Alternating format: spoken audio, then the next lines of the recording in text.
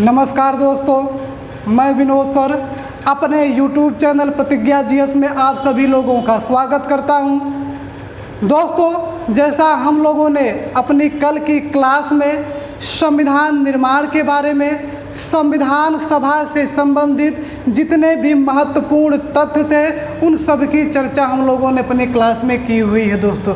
ठीक है दोस्तों, तो जो दोस्तों आज हम उसी चर्चा को हम लोग आगे की तरफ ले चलेंगे। अपनी आज की क्लास को प्रारंभ करने से पहले मैं अपने उन नए दोस्तों से यह कहना चाहता हूं जो हमारे इस चैनल पर नए हों, और उन प्यारे दोस्तों से भी कहना चाहता हूं जिन्होंने हमारे इस चैनल को अभी तक सब्सक्राइब नहीं किया है, वे दोस्त हमारे इस चैनल को सब्सक्राइब कर लें, बेल आइकन का बटन दबा दें, ताकि दोस्तों संविधान की वीडियो का नोटिफिकेशन आप तक आसानी के साथ पहुंचता रहे दोस्तों। ठीक है दोस्तों, आइए दोस्तों हम लोग चलते हैं दोस्तों अपनी क्लास की तरफ। और दोस्तों अपनी क्लास को प्रारंभ करने से पहले दो चंद लाइनें कहेंगे दोस्तों। माना कि मंजिलें आसान नहीं होती, माना कि मंजिलें आसान नहीं होती, उस मंजिल को पाने के लिए दोस्तों रास्ते सरल बनाने पड़ते हैं दोस्तों, रास्ते सरल बनाने पड़ते हैं। तो दोस्तों हम उसी जज्बे और जुनून को लेकर आपकी सफलता के लिए प्रयासरत हैं। निश्चित रूप से दोस्तों आप हमारे साथ लगे रहिए। एक दोस्तों हम आपकी सफलता को एकदम करीब तक लेकर चलेंगे। ठीक है दोस्तों, आइए दोस्तों हम लोग अपनी क्लास को इसी के साथ प्रारंभ करते हैं। दोस्तों हमने अपनी कल की क्लास में आप लोगों को 3 डेट बताई हुई थी। कितनी डेट? 3 डेट। और उन 3 डेट को आज थोड़ी सी उस पर चर्चा हम लोग कर लेते हैं। 3 डेट कौन सी है दोस्तों? एक तो हमने बताया था आपको 26 नवंबर 1949। ठीक है दोस्तों, क्या बताया था? 26 नवंबर 1949। इस 26 नवंबर 1949 को हुआ क्या दोस्तों? इस दिन दोस्तों क्या हुआ था? संविधान, जो हमारा भारतीय संविधान है, इस दिन क्या किया गया? पारित किया गया। क्या किया गया? पारित या स्वीकार कर लिया गया। ठीक है दोस्तों, स्वीकार कर लिया गया, जिसे हम लोग अंगीकृत करते हैं, अधिनियमित कहते हैं और आत्मार्पित करते हैं। ठीक है दोस्तों, और इस दिन क्या हुआ था दोस्तों? इसी दिन दोस्तों संविधान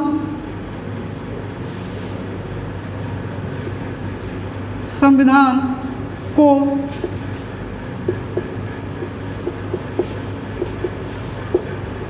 आंशिक रूप से क्या हुआ था दोस्तों? संविधान को आंशिक रूप से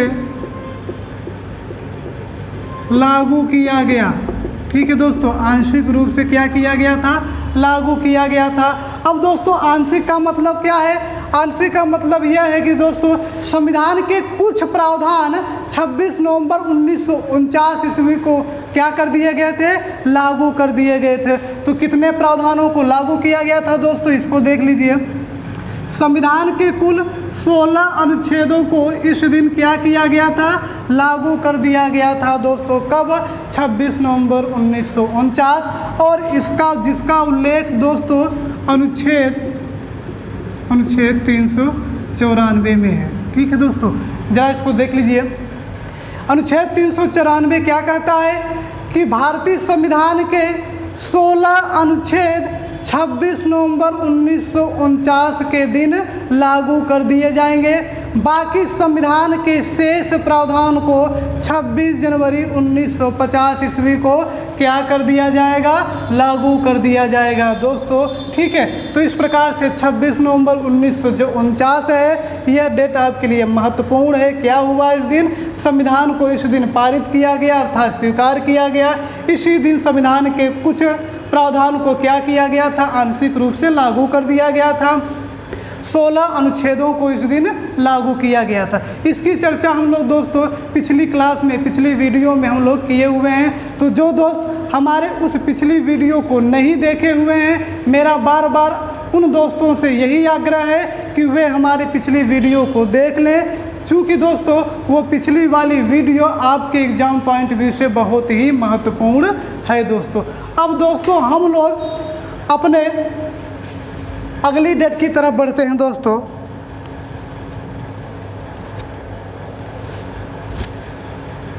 अब दोस्तों जो अगली डेट है वो कौन सी है, इसे भी देख लीजिए। 24 जनवरी 1950। क्या है दोस्तों? 24 जनवरी 1950। अब दोस्तों इस 24 जनवरी 1950 को क्या क्या घटनाएं घटी, ज़रा इसको देख लीजिए। तो इस दिन आप क्या कहेंगे? इस दिन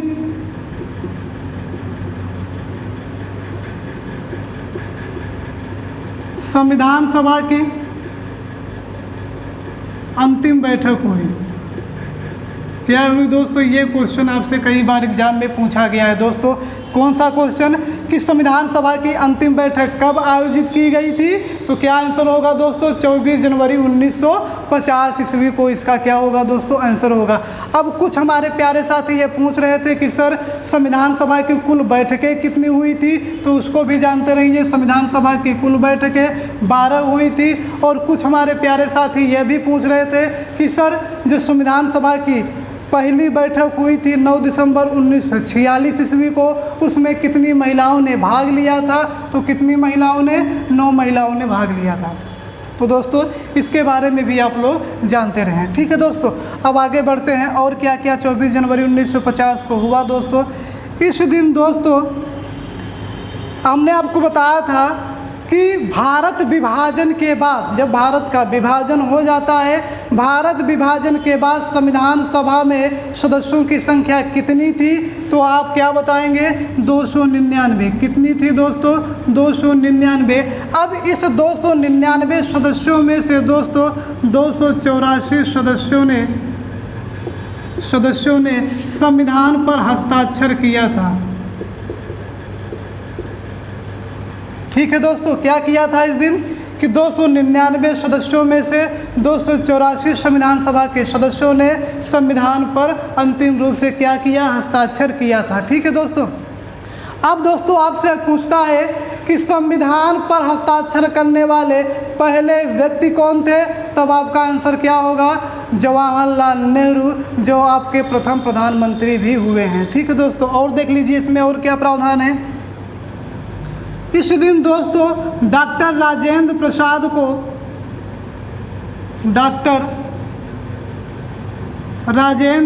को भारत का प्रथम राष्ट्रपति निर्वाचित कर दिया जाता है दोस्तों। क्या कर दिया जाता है?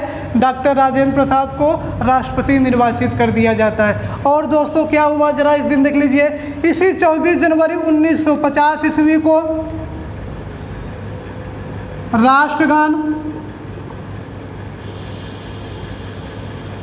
राष्ट्रगीत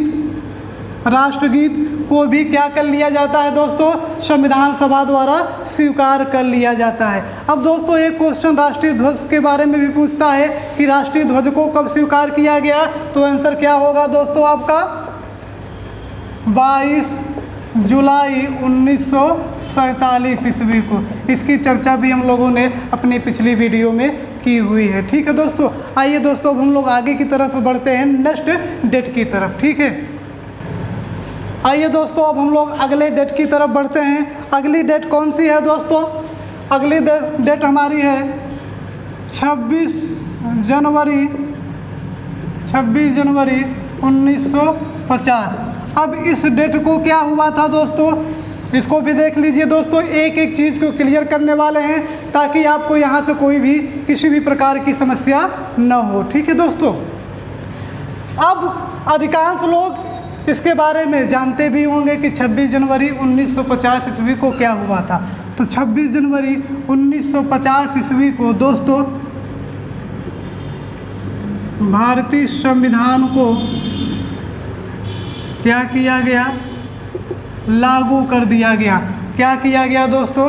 26 जनवरी 1950 ईस्वी को भारतीय संविधान को लागू कर दिया जाता है। ठीक है दोस्तों जिस दिन संविधान को लागू हुआ उस दिन को हम लोग गणतंत्र गणतंत्र दिवस के रूप में मनाते हैं दोस्तों। तो दोस्तों ठीक है, ये कुछ महत्वपूर्ण डेट थी जिसके बारे में हम लोगों ने चर्चा की। अब दोस्तों हम लोग आगे की तरफ बढ़ते हैं। अब देखते हैं कि संविधान, जो हमारा संविधान है, भारतीय संविधान, ये कितनी भाषा में लिखा गया है, ठीक है, मूल रूप से कितनी भाषा में, इन सब की चर्चा हम लोग दोस्तों यहाँ पर कर लेते हैं। ठीक है दोस्तों,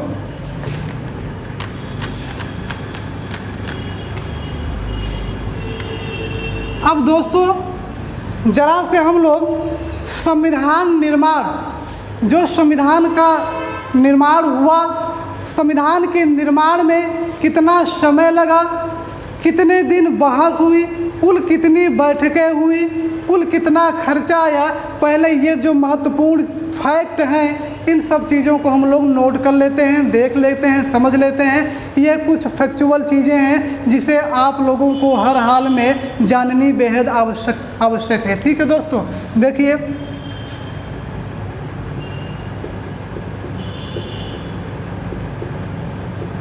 संविधान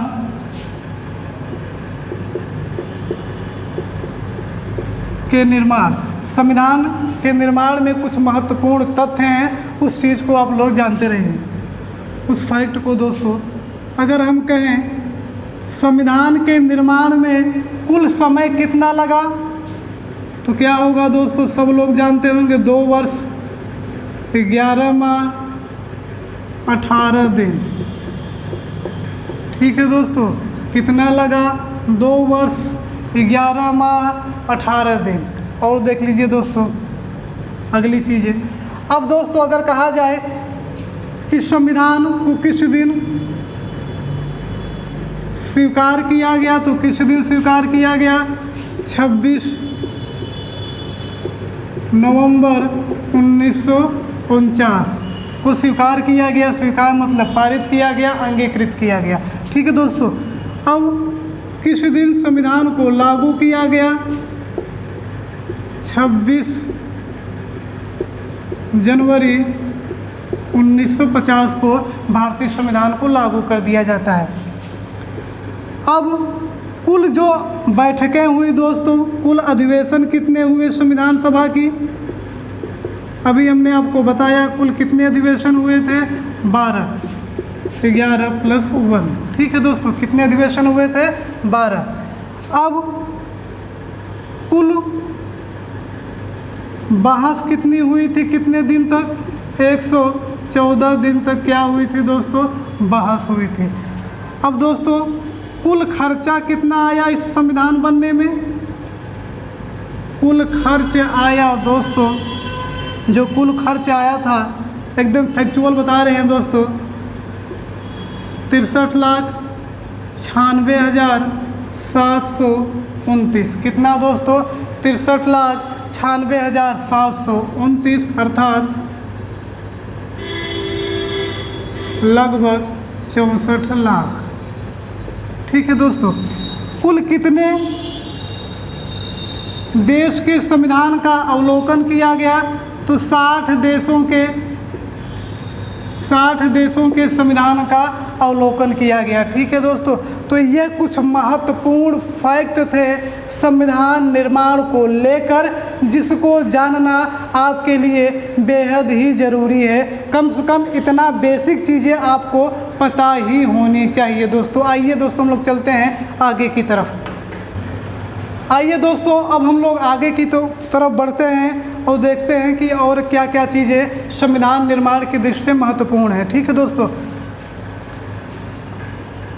अगर हम लोग संविधान की बात करें तो ये जो संविधान हमारा मूल रूप से दोस्तों हिंदी में भी लिखा गया है दोस्तों और अंग्रेजी में भी। ठीक है दोस्तों, जो हमारा संविधान है मूल रूप से हिंदी में भी लिखा गया है, अंग्रेजी में भी लिखा गया है दोस्तों। और भारतीय संविधान की दोस्तों जो मूल प्रतियां हैं, ये मूल प्रतियां कहाँ लिखी हैं दोस्तों, कहाँ रखी गई हैं, तो ये कहाँ रखी गई हैं दोस्तों, संसद के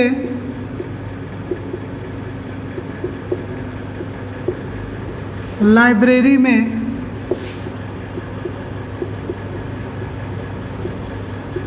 हीलियम भरे केस में रखी गई है। यूं कहिए दोस्तों, केंद्रीय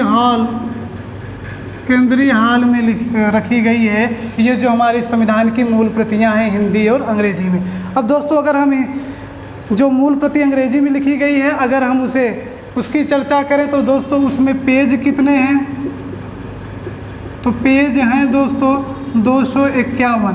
और इस अंग्रेजी में जो लिखा गया इसमें शब्द कितने हैं दोस्तों, इसको भी देख लीजिए। अंग्रेजी की बात कर रहे हैं दोस्तों, हिंदी का फैक्चुअल आंकड़ा इसे नहीं प्राप्त हुआ है अभी तक दोस्तों, ठीक है। तो हम लोग जो फैक्चुअल आंकड़ा है उसकी चर्चा कर लेते हैं अंग्रेजी की। अंग्रेजी में जो शब्द है दोस्तों ये है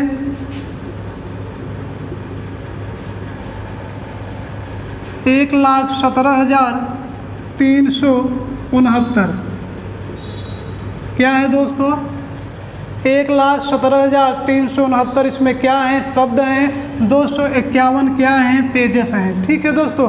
तो ये भी आप लोगों के लिए जानना बेहद आवश्यक है। अब हम लोग दोस्तों आगे की तरफ बढ़ते हैं और क्या क्या चीज़ें यहाँ से महत्वपूर्ण हैं। इस भारतीय संविधान को किसने अपने हाथों से लिखा, किसने इसका चित्रणकार किया, सजावट किसने की, ठीक है दोस्तों। इन सब की चर्चा अब हम लोग करने वाले हैं। आइए दोस्तों अब हम लोग आगे की तरफ बढ़ते हैं और देखते हैं कि और क्या क्या इस भारतीय संविधान को किसने अपने हाथों से लिखा, ठीक है दोस्तों।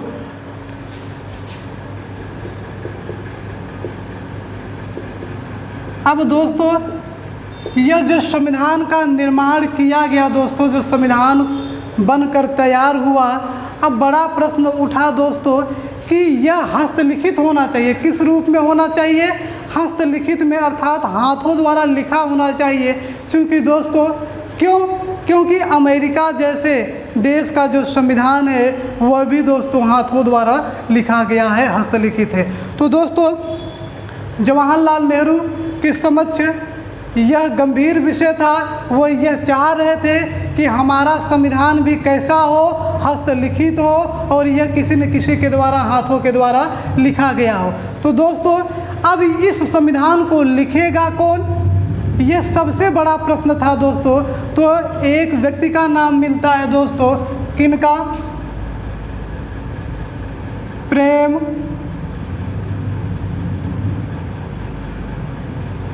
बिहारी नारायण रायजादा, ठीक है दोस्तों। किनका नाम मिलता है? प्रेम बिहारी नारायण रायजादा। ये दोस्तों कहाँ के थे, इसको भी जानते रहिए। ये दोस्तों बिहार का एक ज़िला है दोस्तों, मधुबनी। तो मधुबनी ज़िले के ये निवासी थे। कौन? प्रेम बिहारी नारायण रायजादा साहब। अब दोस्तों ये कहाँ के स्टूडेंट रह चुके हैं? तो ये थे दोस्तों शांति निकेतन। तो इस चीज़ को आप लोग याद रखिएगा, शांति निकेतन। अब दोस्तों ज़रा इसके बारे में थोड़ी सी कहानी है, आप लोग समझ लीजिए। जवाहरलाल नेहरू के समक्ष, मतलब यूँ कहिए जवाहरलाल नेहरू जी की यह अपेक्षा थी कि भारत का जो संविधान होगा वह किसी व्यक्ति के हाथों द्वारा लिखा जाना चाहिए। क्यों? क्योंकि अमेरिका जैसे देश का संविधान भी किस प्रकार से है, किसी व्यक्ति के द्वारा, हाथों द्वारा लिखा ही गया है दोस्तों, मतलब वो हस्तलिखित है। तो वो चाह रहे थे कि भारत का जो संविधान हो वो भी कैसा हो, हस्तलिखित हो। अब दोस्तों बड़ी समस्या यह उठी कि यह लिखेगा कौन, आखिर ऐसा कौन व्यक्ति है जो हमारे भारतीय संविधान को अपने हाथों से लिखेगा। और दोस्तों वही लिखेगा जिस व्यक्ति की दोस्तों सुंदर राइटिंग हो, ठीक है। तो दोस्तों यह आगे चलकर जो जवाहरलाल नेहरू जी की खोज थी वो आके दोस्तों शांति निकेतन पर रुकी। शांति निकेतन के ही एक स्टूडेंट हैं दोस्तों प्रेम बिहारी नारायण राजादा साहब, जिनकी दोस्तों बड़ी सुंदर राइटिंग भी थी और लिखने में ये दक्ष भी थे दोस्तों। ठीक है दोस्तों, तो जवाहरलाल नेहरू जी ने इन्हें चुना, किन्हें? प्रेम बिहारी नारायण राजादा साहब को चुना। किस लिए चुना? संविधान को हाथों से लिखने के लिए। ठीक है दोस्तों, अब दोस्तों एक अच्छा प्रश्न उठता है। जवाहरलाल नेहरू जी ने कहा, जो हमारे प्रधानमंत्री जवाहरलाल नेहरू जी थे, उन्होंने क्या कहा दोस्तों? ये जो भारत का संविधान है, जिसे लिखेगा कौन? प्रेम बिहारी नारायण राजादा साहब लिखेंगे। कैसे लिखेंगे? हाथों के द्वारा इसे लिखेंगे। अब दोस्तों इसे लिखने के लिए जवाहरलाल नेहरू ने नारायण राजादा साहब से पूछा कि आप कितना रुपए लेंगे, इसके बदले में आप कितना रुपए लेंगे अब इसे लिखने के लिए? तो बिहारी साहब ने क्या कहा दोस्तों कि मैं भारतीय संविधान को लिखने में 1 रुपये भी नहीं लूँगा। क्या कहा उन्होंने? 1 रुपये भी मैं नहीं लूँगा। कहने का मतलब मैं भारतीय संविधान को ऐसे ही लिखूँगा, 1 रुपये भी नहीं लूँगा। ठीक है, लेकिन उन्होंने 2 शर्त रखी दोस्तों। नारायण साहब ने 2 शर्त रखी। क्या रखी दोस्तों? जरा इसे देख लीजिए। उन्होंने कहा कि संविधान के हर पेज पर, संविधान के हर पेज पर मैं अपना नाम लिखूंगा, अपना नाम। ठीक है दोस्तों, क्या कहा नारायण साहब ने? कि मैं इस संविधान को, भारतीय संविधान को अपने हाथों से लिखूंगा और इस लिखने के लिए मैं कोई शुल्क नहीं लूँगा। लेकिन मेरी 2 इच्छाएं हैं। वो 2 इच्छाएं क्या है? कि मैं संविधान के हर पेज पर अपना नाम लिखूंगा और संविधान के अंतिम पेज पर, संविधान का जो अंतिम पेज होगा उस पर मैं अपने दादाजी का नाम लिखूंगा। और इनके दादाजी कौन थे? रामदास। कौन थे दोस्तों? रामदास थे। अब दोस्तों यह जो शर्त रखी, यह जो इच्छा थी प्रेम बिहारी नारायण राजादा साहब की, जवाहरलाल नेहरू जी ने इसे सहज स्वीकार किया और इन्होंने संविधान को लिखने का दायित्व नारायण साहब को सौंपा। अब दोस्तों प्रेम बिहारी नारायण राजादा साहब ने इसे अपने हाथों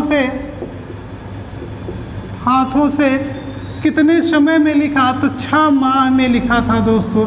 यह बहुत ही मोस्ट है, यह आपसे पूछ सकता है। ठीक है दोस्तों, तो दोस्तों यहाँ से किस प्रकार से क्वेश्चन पूछे गए हैं जरा ये देख लीजिए। आपकी जो यूपीपी की परीक्षा हुई थी दोस्तों, यूपीपी और जो यूपीएसआई की हुई थी परीक्षा, उसमें यह क्वेश्चन दोस्तों आया हुआ है। क्या आया, पूछा गया है उसमें कि भारतीय संविधान को किसने अपने हाथों से लिखा? तो आंसर क्या होगा? प्रेम बिहारी नारायण राजादा ने। एक क्वेश्चन ये तो यूपीपी में 2 बार रिपीट हुआ है दोस्तों। यूपीएसआई में क्या पूछा था दोस्तों कि प्रेम बिहारी नारायण राजादा साहब ने, जिन्होंने भारतीय संविधान को अपने हाथों से लिखा, उनका संबंध कहाँ से है? तो शांति निकेतन से संबंध है उनका। कहाँ संबंध है? शांति निकेतन से। अब दोस्तों अब संविधान को लिख दिया गया। अब बारी आती है दोस्तों संविधान के हर पेजेस पर चित्रण कार्य करने का। कहने का मतलब संविधान का चित्रण कार्य कौन करेगा? कलाकृति कौन बनाएगा? सजावट करने का काम किसे दिया गया दोस्तों? उसकी चर्चा अब हम लोग आगे देख लेते हैं किसने किया। ठीक है दोस्तों, आइए देखते हैं दोस्तों। आइए दोस्तों अब हम लोग देख लेते हैं कि भारतीय संविधान का चित्रणकार, जो संविधान बनकर तैयार हुआ, लिख दिया गया, अब उस पर चित्रणकार कौन करेगा? कलाकृति कौन बनाएगा? सजावट करने का काम किसका है दोस्तों? जरा उसे देख लीजिए दोस्तों। ये जो कलाकार थे, ये भी कलाकार शांति निकेतन से ही संबंधित थे। ठीक है दोस्तों, तो याद रख लीजिएगा दोस्तों शांति निकेतन। ठीक है दोस्तों, तो शांति निकेतन के 2 कलाकार थे दोस्तों। कौन कौन? एक तो थे दोस्तों नंदलाल बोस। कौन थे दोस्तों? नंदलाल बोस। और एक थे दोस्तों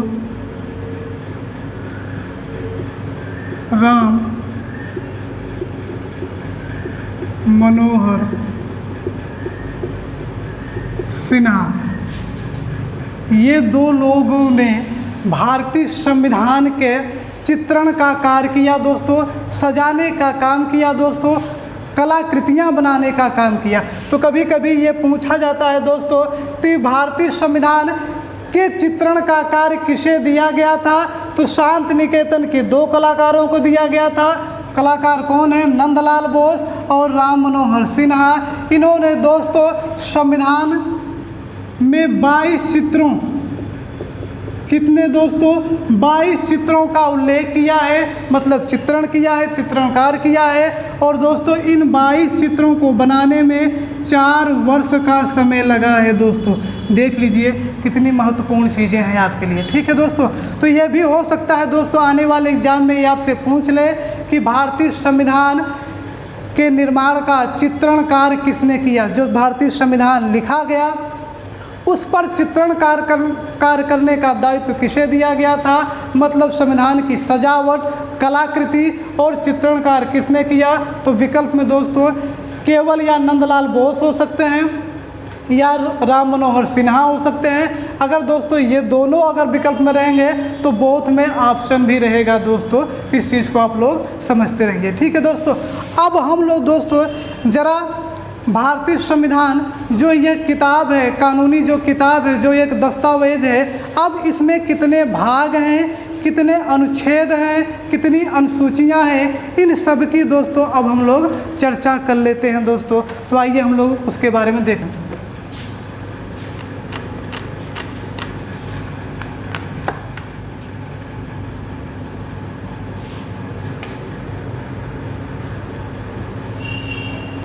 आइए दोस्तों, अब हम लोग संविधान की किताब को बनाते हैं। अब उस किताब को बनाएंगे दोस्तों। उस किताब में क्या क्या चीज़ें हैं, क्या क्या प्रावधान हैं, कितने भाग हैं, कितने अनुच्छेद हैं, कितनी अनुसूचियां हैं, उन सब की चर्चा करेंगे। और दोस्तों हम एक एक पेज को खोलते हुए इस संविधान रूपी किताब को पढ़ते चलेंगे। ठीक है दोस्तों, तो दोस्तों हमने आपसे चर्चा की थी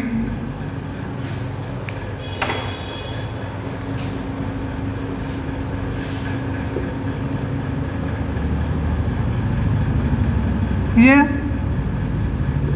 दोस्तों एक किताब मान लीजिए संविधान रूपी किताब है दोस्तों।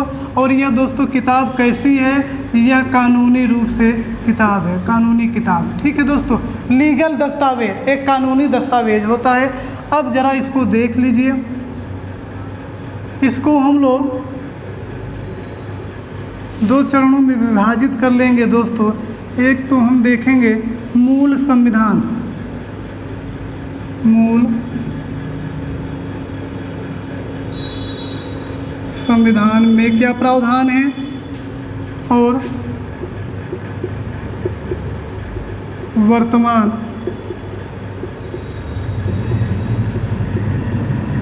संविधान में क्या प्रावधान है। अब दोस्तों ज़रा देख लीजिए, अगर हम भाग की बात करें दोस्तों, मूल संविधान में जिस दिन भारतीय संविधान को लागू किया गया, कब लागू किया गया दोस्तों? ज़रा देख लीजिए, भारतीय संविधान को 26 जनवरी 1950। तो उस दिन दोस्तों भारतीय संविधान में कितने भाग थे? कितने भाग थे? 22 भाग। कितने भाग दोस्तों? 22। अब अगर अनुच्छेद की बात करें दोस्तों, अनुच्छेद, तो अनुच्छेद कितने थे दोस्तों? 395। कितने थे? 395। अनुसूचियाँ,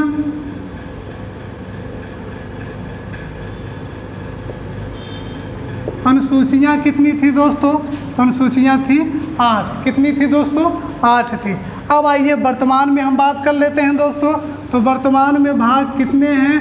25। कितने भाग? 25। अनुच्छेद कितने हैं दोस्तों? तो दोस्तों ये अनुच्छेद बढ़े हुए हैं, कितने? 465, लगभग 465 अनुच्छेद वर्तमान समय में है दोस्तों। ठीक है, अब अनुसूचियाँ कितनी हैं दोस्तों? दोस्तों जो अनुसूचियाँ हैं वे कितनी हैं? 12 अनुसूचियाँ। अब दोस्तों इधर कितनी, मूल संविधान में कितनी अनुसूचियाँ थी? 8। इधर अब वर्तमान समय में कितनी है 12, कितनी बढ़ी दोस्तों +4। ठीक है दोस्तों, अब ये जो 4 अनुसूचियाँ दोस्तों जुड़ी, किस संशोधन के तहत ये अनुसूचियाँ जोड़ी गई, अब उनकी चर्चा कर लेते हैं। जरा दोस्तों इसे आप नोट कर लीजिए, इधर है मूल संविधान, इधर है वर्तमान संविधान। यह जो संविधान रूपी कानूनी किताब है, इसमें जिस दिन संविधान लागू हुआ उस दिन इसमें कितने भाग थे दोस्तों, तो भाग 22। अनुच्छेद कितने थे दोस्तों 395। अनुसूचियाँ कितनी थी दोस्तों 8। अब वर्तमान संविधान में भाग कितने हैं दोस्तों 25। अनुच्छेद कितने हैं लगभग 465। अनुसूचियाँ कितनी हैं दोस्तों 12। और जो 4 अनुसूचियाँ बढ़ी हुई हैं इस समय, वह किस संशोधन के तहत जोड़ी गई, उसकी चर्चा अब हम लोग दोस्तों कर लेते हैं। आइए दोस्तों हम लोग देखते हैं। आइए दोस्तों अब हम लोग देख लेते हैं जो 4 अनुसूचियाँ बाद में जोड़ी गई वे किस किस संशोधन के तहत जोड़ी गई हैं। इसको ज़रा आप लोग समझिए बड़े अच्छे ढंग से, क्योंकि ये यहाँ से क्वेश्चन आपके एग्ज़ाम में पूछा गया है दोस्तों। जो ये 4 अनुसूचियाँ जोड़ी गई संविधान में, ठीक है, वे कौन कौन सी हैं, किस संशोधन के तहत जोड़ी गई। तो एक दोस्तों देख लीजिए 9वीं अनुसूची, 9वीं अनुसूची, इसे कब जोड़ा गया दोस्तों, प्रथम संविधान संशोधन 1951। कब जोड़ी गई दोस्तों, प्रथम संविधान संशोधन 1951 के तहत जो 9वीं अनुसूची थी उसे भारतीय संविधान में जोड़ा गया। इस 9वीं अनुसूची में क्या है दोस्तों, भूमि सुधार कानून। एक एक चीज़ को यहीं पर समझ लीजिए दोस्तों, बाकी आगे की चर्चा हम लोग इस पर करेंगे। यह महत्वपूर्ण क्वेश्चन है, यहाँ से कई बार आपके एग्जाम में क्वेश्चन पूछे गए हैं, जितनी भी अनुसूचियाँ जोड़ी गई बाद में। ठीक है, अब दोस्तों 10वीं अनुसूची, जो हमारी 10वीं अनुसूची है, 10वीं अनुसूची, अब ये जो 10वीं अनुसूची है कब जोड़ी गई, किस संशोधन के तहत, 52वां 52 संविधान संशोधन 1985। कब जोड़ी गई, 52वां संविधान संशोधन 1985 ईस्वी में कौन सी अनुसूची जोड़ी गई, 10वीं अनुसूची जोड़ी गई। यह भी यूपीपी की परीक्षा में दोस्तों आपसे पूछा गया है। तो अब इस 10वीं अनुसूची में क्या प्रावधान है, दल बदल से संबंधित कानून। ठीक है दोस्तों, दल बदल से संबंधित कानूनों का उल्लेख किस अनुसूची में किया गया है, 10वीं अनुसूची में। अब दोस्तों जरा अगला देख लेते हैं, 11वीं अनुसूची, 11वीं अनुसूची यह कब जोड़ी गई दोस्तों, इसको देख लीजिए, 73वां संविधान संशोधन 1992-93। ठीक है दोस्तों, 1992-93। इसमें क्या है दोस्तों, पंचायती राज व्यवस्था का उल्लेख किया गया है। तो पंचायती राज व्यवस्था का उल्लेख किस अनुसूची में किया गया है, 11वीं अनुसूची में किया गया है। 11वीं अनुसूची को किस संशोधन के द्वारा जोड़ा गया, 73वां संविधान संशोधन 1992-93 के तहत। ठीक है दोस्तों, अब अगला देख लीजिए, 12वीं और अंतिम अनुसूची, इसे किस संशोधन के तहत जोड़ा गया, 74वां संविधान संशोधन 1992-93। कब जोड़ी गई, 74वां संविधान संशोधन 1992-93 में यह 12वीं अनुसूची जोड़ी गई। और यह 12वीं अनुसूची किससे संबंधित है, नगर निकाय।